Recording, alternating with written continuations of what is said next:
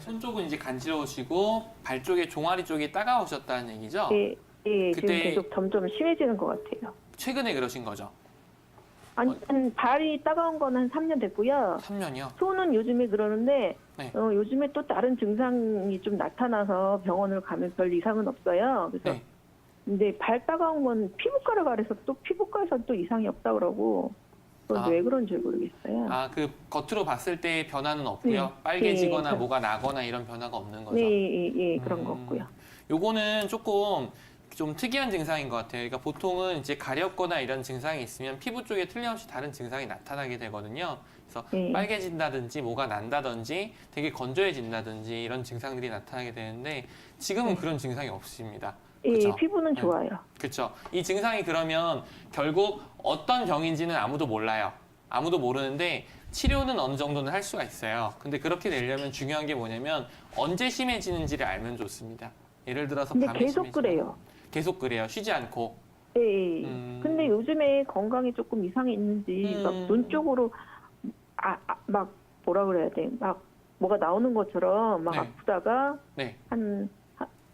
하루 중에 한 30분 정도? 한두 시간 정도 그랬더니 반복했어.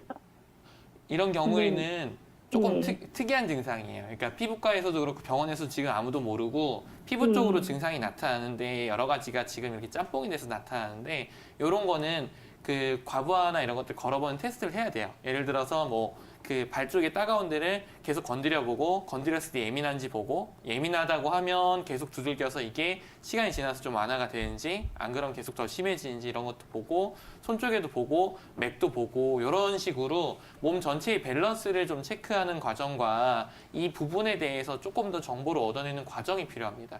예, 지금 그렇게 그래서 되고 여기저기 그 병원에서 진료를 받고 있거든요. 좀 병원은 이상이 할 수 없어요. 있는데. 이거를 할 수 없는 게 병원은 병명이 있어야 그 병명에 네. 대해서 보험 어떻게 치료를 하고 과정을 하고 네. 이런 식으로 절차에 따라서 진행을 하는 거기 때문에 그게 좀 어렵고요.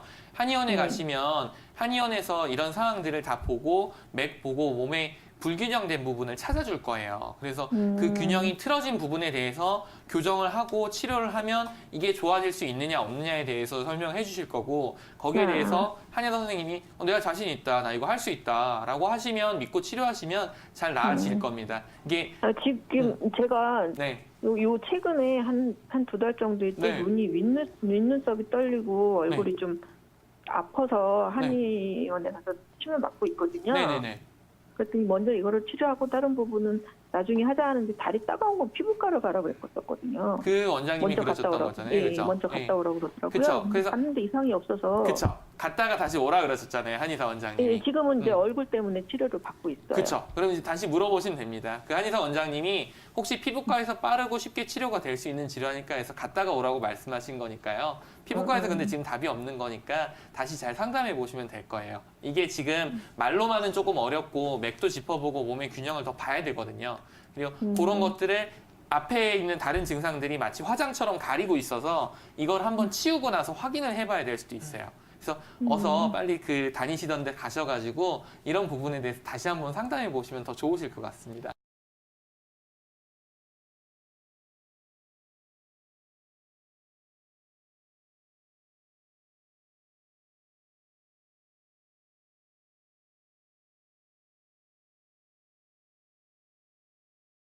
네, 아버님. 네, 안녕하세요. 예, 안녕하세요. 네네, 2년 전부터 이런 증상이 나타나서 고생을 하고 계시죠? 네네. 예, 그러면 치료도 2년 동안 여러 가지 치료를 좀 받아보셨을 것 같은데요.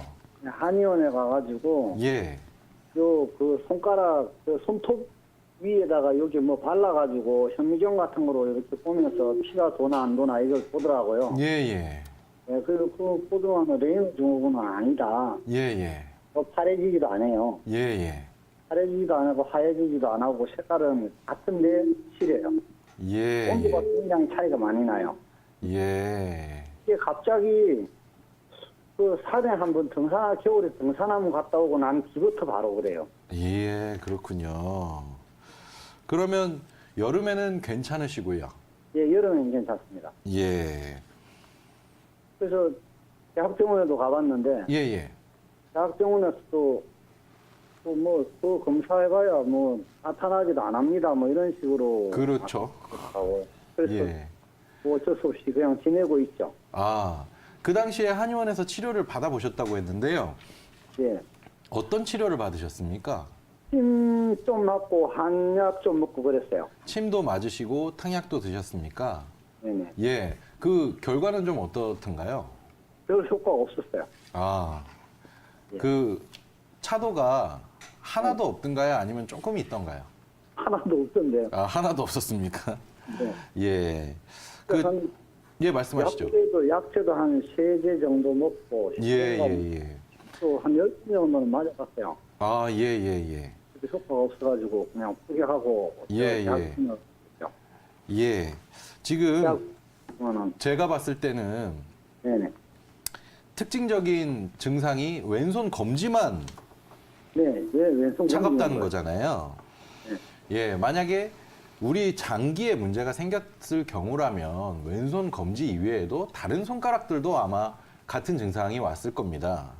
네네. 특별히 왼손 검지에만 그런 문제가 있다고 하는 거는 장기에 물론 문제도 있겠지만 그 이외에 왼손 검지로 가는 신경이 어디에선가 눌리거나 동맥혈이 눌려서 혈액이 제대로 전달이 안 되는 경우라고도 볼 수 있을 것 같습니다. 그렇기 때문에 이제 왼손으로 가는 동맥 혈관들 중에 그 근육들 사이사이로 보통 혈관들이 지나가거든요. 근데 그 근육들 중에 어떤 근육이 과하게 긴장이 되면서 이 혈관을 좀 포착을 하는 경우가 생길 수가 있습니다. 근데 이게 왜 겨울에만 더 특별히 심하냐? 겨울이 되면 모든 것들이 좀 수축을 하는 경향이 있어요. 날씨가 추우면 추울수록요. 그러다 보니까 이게 어느 정도 누르고 있을 때까지는 내가 자각 증상을 느끼지 못하다가 그 이상으로 압박이 되게 되면 혈류량이 좀 많이 떨어지면서 차가운, 손이 시려운 증상을 느낄 수도 있는 거거든요, 아버님. 네네. 그러다 보니까 목에서부터 네. 팔을 거쳐서 손가락으로 가는 신경과 혈관의 경로를 따라서 네. 침을 통해서 근육을 좀 풀어주고 그 다음에 해당 경락은 한방에서 대장 경락이거든요. 그 대장 경락의 문제점을 좀 해결해 주는 방식으로 침 치료와 탕약 치료를 하면 좀 호전이 될 수 있을 것 같거든요. 지난번에 가셨던 한의원 말고 다른 한의원에 가셔서 다시 한번 치료를 받아보시면 어떨까 싶습니다. 아, 그래요? 예. 근데 이게 손톱 위에 그 핏줄 액체 같은 거 발라가지고 그 보는 거 있지 않습니까? 예, 예. 핏줄 돌아가는 거 보는 거요. 예, 예. 그 레이노 전문가 그거 할 때 그거 본다고 그러더라고요. 예, 예. 그래서 그 위에 발라가지고 보니까 실핏줄에 치면 돌더라고요. 예, 예. 보는데 예. 혈액의 양이 필요량보다 좀 적은 경우 같습니다. 그러니까 혈액량이 그쪽으로 순환되는 혈액량이 조금 어딘가의 압박에 의해서 조금 적게 가고 그걸 갖다 한방에서는 이제 기혈허라고 하거든요. 그런 경우에 그런 증상이 나타나는 경우가 많이 있습니다. 그러니까 경락을 좀 풀어주고 해당 근육들을 좀 포착이 일어날 수 있는 부분에 근육들을 좀 풀어주는 치료를 통해서 혈류량을 좀 증가시켜서 차가운 냉감을 줄여드릴 수 있을 것 같습니다.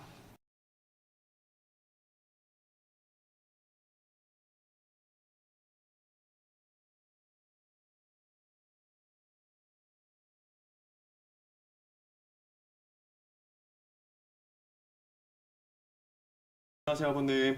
네, 안녕하세요. 아유, 눈에 갑자기 이제 까만 점이 생기셔가지고 좀 걱정이 많이 되시겠어요. 네네. 특히나 이제 눈 같은 경우에 뭔가 문제가 생긴다고 하면 사실 걱정이 좀 많이 되거든요. 다른 부분보다도. 네. 그게 이제 지금 증상이 오른쪽 이제 눈에 이제 까만 점이 생기기 시작했고 주사를 맞았을 때 일시적으로 이제 괜찮아지셨었는데 그 네. 이후에는 이제 주사를 맞으셔도 약간 이제 뭐 물체가 약간 휘어져서 보인다든지 어떤 이러한 증상이 지금 남아 있으신 거죠? 네네. 아, 그 이제 갑자기 눈에 뭔가 까만 점이 생겼다고 하면은 기본적으로 이제 비문증이라는 증상을 들 수가 있어요. 네. 그 눈이라는 거는 기본적으로 앞에 이제 렌즈가 있어서 빛이 들어오면 렌즈를 통해서 이제 눈 동자, 눈 알을 지나서 수정체를 지나서요. 맨 마지막에 끝에 이제 황반이라는 곳에 상이 맺혀서 이제 저희가 눈을 보게 되거든요. 네네. 근데 이 과정 중에서 어딘가에 불순물이 생겼을 때 이 빛이 들어가다가 뭔가 이 불순물이 생기면 그것 때문에 그 부분만 까맣게 보이는 경우가 많아요. 그렇기 때문에 이 앞에 렌즈 수정체가 여기서 불순물이 생겼을 수도 있고요. 그 뒤쪽에 동그란 저희가 큰 눈알이 있죠. 그 수정체에 그다음에 유리체라고 부르는데요. 이 유리체에 그다음에 뭔가가 이제 불순물이 생겼을 수도 있고요. 그다음에 맨 마지막으로는 이 상이 맺히는 황반이라는 곳에 문제가 생겼을 수도 있습니다. 근데 지금 조금 걱정되는 부분은 뭐냐면 사실은 이 앞쪽 부분에 문제가 됐을 때는 치료를 했을 때 호전될 수 있는 사실은 가능성은 더 커요. 근데 이 뒤쪽 상이 맺히는 이 황반이라는 곳에 문제가 생기면 사실은 호전되기가 쉽지는 않습니다. 근데 황반에 문제가 생겼을 때 나타나는 증상이 뭐냐? 바로 저희가 뭔가를 봤을 때 이렇게 휘어져서 보이거나 지금 말씀하신 증상을 갖고 있을 때 황반의 변성이 약간 있지 않을까라는 좀 예상은 들어요. 네네. 그래서 이제 주사 말고는 다른 부분으로 지금 도움을 받고 싶어서 아마 연락을 주신 것 같은데 그 한방적으로 좀 말씀을 드리자면요. 한방적으로는 눈이라는 증상에 눈 쪽에 증상이 생겼을 때는 동의보감을 보게 되면 10중 8구는 화라는 증상 때문에 생긴다라고 나와 있습니다. 네. 따라서 이 이제 몸이 이제 열이 많이 오르는 내 몸에 어딘가에 문제가 생겼기 때문에 열이 쌓이게 되고요. 그 열이라는 것이 쌓이고 쌓이다 보면은 위쪽으로 올라오면서 어떤 눈 쪽으로 증상을 나타내는 경우가 많고요. 그러면서 뭐 안구 건조증이라던가 이런 증상을 같이 가져오는 동반되는 경우도 많고요. 사실은 그 정확한 원인을 판단하기 위해서는요, 그 전문가의 사실은 진단이 사실 필요합니다. 제가 증상만 가지고 어떤 문제가 있을지 지금 예측을 해서 말씀을 드리기는 하지만 이거는 단순히 증상을 들은 예측일 뿐이지 정확한 몸 상태를 파악한 진단은 아니니까요. 네네. 제가 지금 혹시나 황반 쪽으로 문제가 생겼을까 그게 걱정이 되기는 하지만 제 말은 혹시나 그럴 수 있다는 얘기이기 때문에 너무 걱정하진 마시고요. 그런 부분을 차근차근 우선 검사를 받아보실 필요는 있으세요.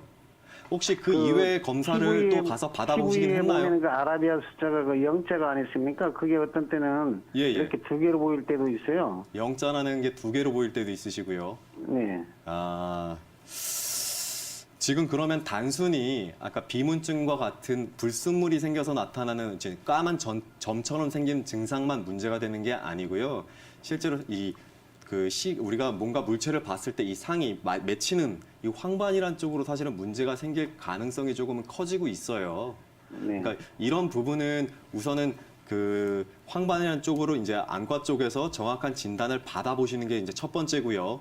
그 다음에 주사 치료만 가지고는 사실은 지금 증상을 유지할 뿐이지 더 좋아지기는 힘들다고 얘기를 들으셨잖아요. 네네. 그 한방 쪽에 어떤 화를 위로 올라오는 열을 좀 다스리는 치료를 좀 병행해 보시면 그 증상의 어떤 속도나 이런 거를 좀 늦추거나 증상을 좀 완화시킬 가능성이 있으니까요. 그런 부분도 한번 고려를 해보시는 게 좋으실 것 같아요. 이 상처 쪽에 열을 조금 수렴시켜주는 방향으로 이제 쓰게 됩니다. 그 열이 많다는 거는 저희가 열 받는다는 표현을 많이 쓰잖아요. 그래서 심적으로 어떤 화병이라든지 정신적인 질환에 사실은 응용되기가 쉽습니다. 따라서 이제 이런 약재가 포함된 가미기비탕, 황련청심음, 그다음에 사문안신탕이라는 기본적인 이제 처방들이 있는데요. 네. 이런 처방들을 응용해서 소아 정신과 질환에도 사실은 응용을 할 수가 있습니다. 사실 아이들 같은 경우에 기본적으로 자라나고 있기 때문에 열이 많이 올라오는 어떤 기본적인 체질을 갖고 있는데요. 그런 경우에 열이 조금만 더해져도 애들이 가만히 있질 못한다던가 이제 요새 ADHD라는 어떤 증상이 되게 심해져서 이제 사회적으로 문제가 되고 있는데요. 그런 것뿐만이 아니라 분노 조절 장애. 내가 조금만 자극을 받아도 참지 못하고 금방 화를 내버리고 금방 뭔가 이 반항심을 일으키고 이런 증상이 또 생길 수가 있고요. 또 그것뿐만이 아니라요. 또 우울증이라던가 불안 장애. 내가 가슴이 좀 두근두근하거나 뭐 별일이 아닌데도 조금 더 불안해지고 걱정이 되고 초조해지고 이런 증상들 역시 또 생길 수가 있습니다. 그리고 아이들이라고 하면 기본적으로 올바르게 성장하고 올바르게 면역력뿐만이 아니라 두뇌도 발달되고 몸도 성장되는 게 이제 기본적으로 제일 중요하게 되는데요. 사실은 이 두뇌 쪽으로도 학습적으로도 사실 문제가 되는 부분을 이 산조인이라는 약재가 들어간 처방들을 통해서 조금이라도 도움을 이제 저희가 도움을 좀 받을 수 있다는 점, 이런 점도 한번 생각해 보실 필요가 있을 걸로 생각이 됩니다.